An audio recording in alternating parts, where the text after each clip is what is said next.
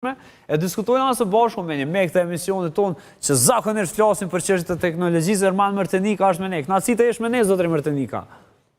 Përshëndetje Kron, kënaqësi që jam dhe unë pra News në Klan Kosova për këto tematika të teknologjisë dhe inteligjencës artificiale që unë mendoj që është koha e përshtatshme, domethënë sepse ne po jetojmë, po bashkëjetojmë me teknologjinë edhe sigurisht është bërë pjesë e jona, domethënë në çdo hap ne e përdorim për qëllimet tona dhe ku ka më bukur, fantastike, duket sikur e kemi atë kolegun ton digital apo shokun digital me vete gjithmonë. Definitivisht, dhe ky kolegu po na përngjan çdo ditë më shumë. Për shembull, ditën e djeshme këtu në studio së bashku me Rën Kastratin, psikologun, diskutuan pak se si ndikon nxehtësia në shëndetin mendor, pra, nxehtësia ndikon edhe në disponimin tonë, diçka që ne ndjejmë për në aspektin profesional e shpjeguam dje.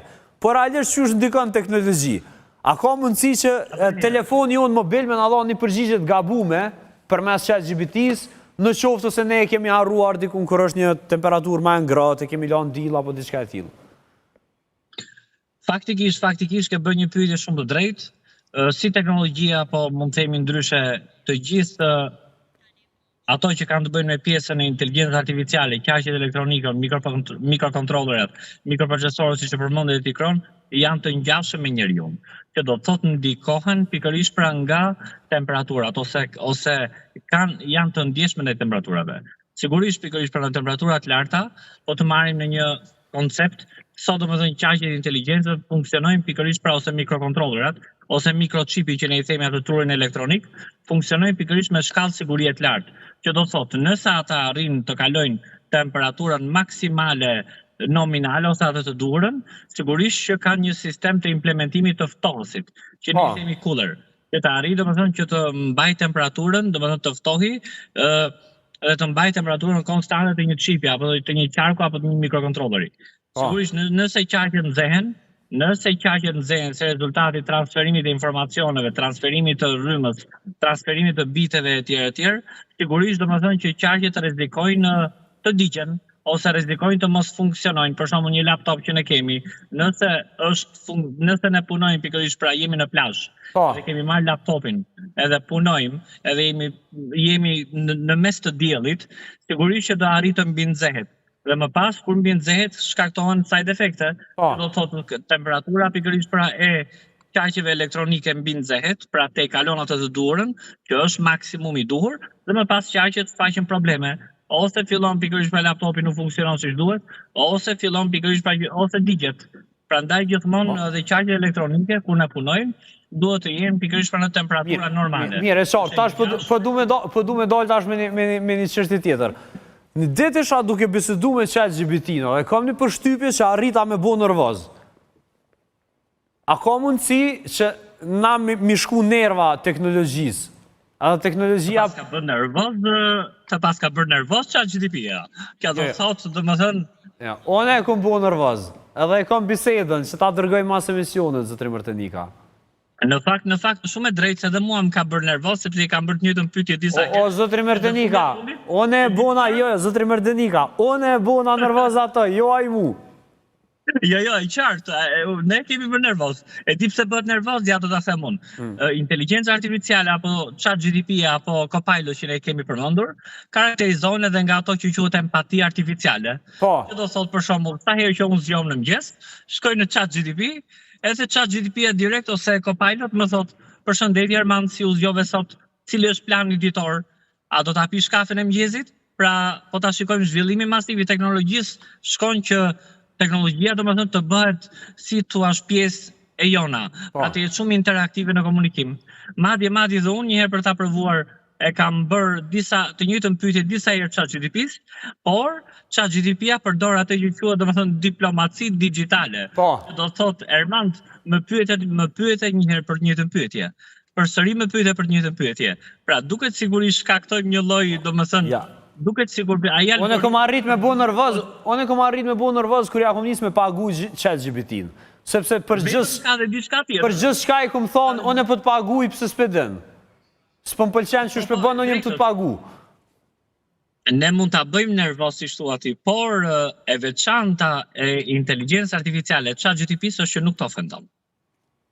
Pra duket sikur ka atë diplomacin digjitale.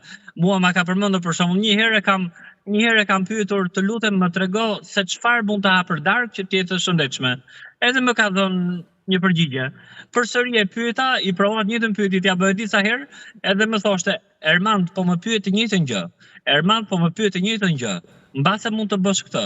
Pra tenton që të alternoj, sepse ajo gjuhë algoritmike shumë e avancuar, që domethënë ai shumë avancuar sa që ty të bëhet domethënë shumë interaktive, që të bësh një diskutim me të.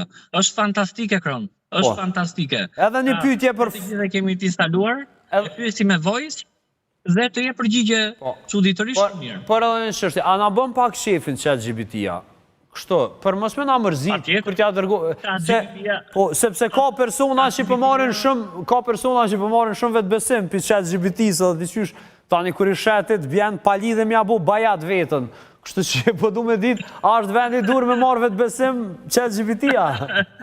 ChatGPT-ja është programuar pikërisht pra që të motivojë. Okej. Domethënë që ne jemi të vetë motivuar, por edhe se shtohet një pjesë të motivimit nga inteligjenca artificiale, mirë na bën.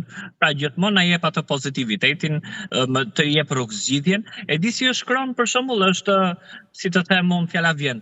Një gjuhë programimi është si puna e saj që do gjejmë miliona apo miliarda si mos skenar për të gjetur një rrugëzgjidhje. Pra është si puna e saj, ne mund ta konsiderojmë empati artificiale. Shpeshherë, për shembull themi, a mund të ketë inteligjenca artificiale ndjenja? Sigurisht që ka, por ndjenjat ose empati quhet empati artificiale. Ndjenjat edhe empati. Po edhe këtu po na përshtatet neve, edhe ndjenjat edhe empatin artificiale e kena. Po ne kom të integruar si ChatGPT-ja. Prandaj e thashun që është kthyer në shokun tonë më të ngushtë digital, kolegu më i ngushtë, psikologu digital, mjeku digital.